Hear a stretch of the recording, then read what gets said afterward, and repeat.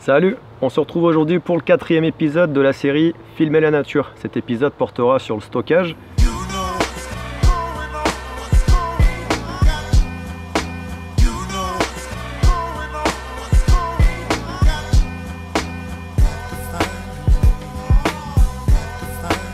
Je ne vais pas couvrir tous les types de stockage qu'on peut trouver dans le commerce. Je vais te parler de ce que moi j'utilise quand je sors filmer ou photographier la nature, d'accord? Encore une fois, cet épisode et le matériel que je vais présenter n'ont pas vocation à servir de guide d'achat du meilleur matériel disponible sur le marché ou du matériel le plus adapté pour faire des photos et des vidéos dans la nature. C'est celui que j'utilise souvent parce que j'ai pas vraiment pris le temps de chercher le meilleur pour le prix le plus bas.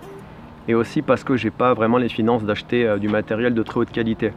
Alors pour commencer, je filme avec deux appareils. Mon réflexe numérique, qui est le Canon EOS 600D. C'est donc un appareil photo à objectif interchangeable. Je ne l'ai pas aujourd'hui pour filmer cette vidéo puisque l'objectif a un petit problème de mise au point. Et c'est la deuxième fois que je tourne cette vidéo. La première version, elle était floue. Donc je suis de retour avec mon smartphone pour filmer cette vidéo. Lui, il a un très bon autofocus. C'est un Samsung Galaxy S7. C'est pas le plus récent, c'est pas le plus perfectionné, c'est pas le plus cher non plus, puisqu'aujourd'hui on le trouve sur le marché dans les 250 € neuf, débloqué tous opérateurs. Ce qui me fait dire que c'est un très bon appareil pour faire des photos et pour filmer, c'est déjà pour commencer, il a un bon autofocus, très rapide pour faire des vidéos. Exemple, je me filme là, je te montre un truc à 10 cm de l'objectif, il va faire la mise au point très rapidement.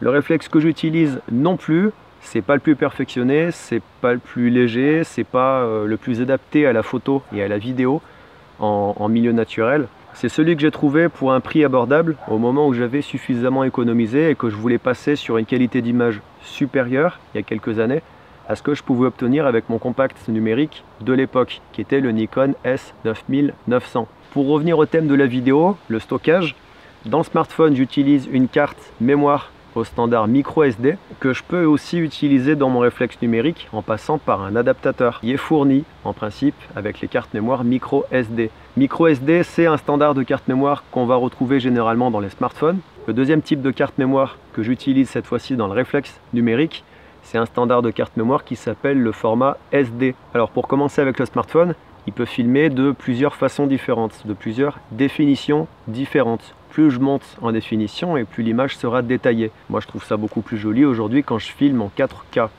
Je vais t'expliquer un petit peu plus tard ce que c'est que la 4K et je vais t'expliquer pourquoi j'utilise ce format alors que quand je mets mes vidéos sur YouTube, c'est limité en Full HD. Alors les formats vidéo que j'utilise quand je filme avec mon smartphone, c'est toujours en 16:9 parce que j'aime bien le format 16:9 sur YouTube, je trouve qu'il est parfaitement adapté.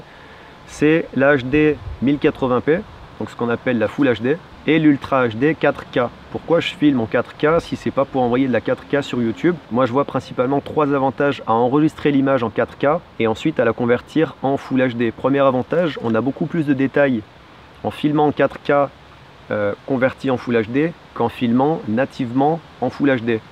Deuxième avantage, ça me permet de stabiliser l'image dans mon logiciel de montage. Ça c'est pas un truc que je fais moi après avoir filmé avec le smartphone, c'est quelque chose que je fais au moment du montage dans le logiciel sur mon PC.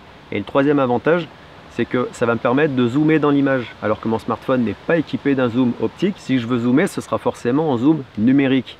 Et comme maintenant beaucoup de gens le savent, le zoom numérique c'est destructeur en termes de qualité d'image puisque c'est comme si je prenais une petite image avec toutes ses imperfections et que je l'agrandissais. Je vais aussi agrandir les imperfections. Donc pour éviter ça, je vais partir d'un gros format très riche en détails pour ne prendre que la partie du centre. Donc ça c'est vraiment les trois avantages que je vois dans mon cas à filmer en résolution 4K, en définition 4K. Quelle capacité de carte mémoire choisir si tu cherches à t'équiper, comme moi, d'une carte micro SD pour ton smartphone ou d'une carte SD pour ton appareil photo qui fonctionne avec des cartes SD. La carte mémoire qui se trouve dans mon smartphone, c'est donc une carte micro SD qui a une capacité de 32 Go. Pour augmenter cette capacité à pouvoir filmer plus, j'ai trouvé une clé USB pour smartphone. Ça se présente comme ça.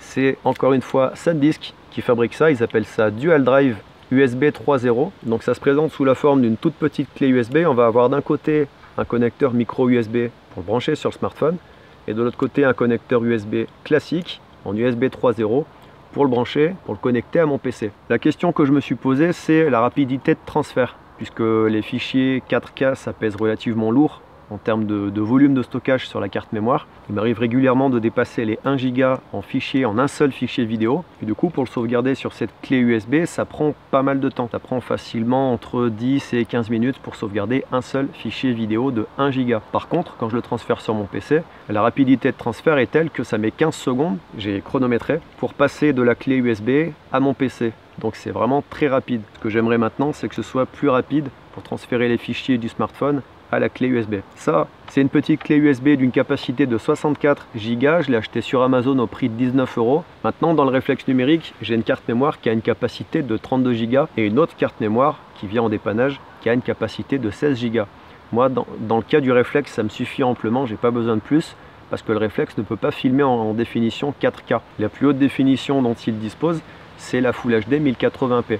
Donc ces deux cartes mémoire me suffisent. Maintenant, si tu as des questions par rapport au thème que je viens d'aborder, n'hésite pas à me poser tes questions dans les commentaires de cette vidéo et comme d'habitude, je me ferai un plaisir d'y répondre.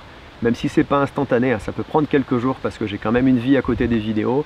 Je me ferai un plaisir de te répondre. Si tu as apprécié cette vidéo, je t'invite à cliquer sur le petit pouce pour me dire que tu l'as apprécié.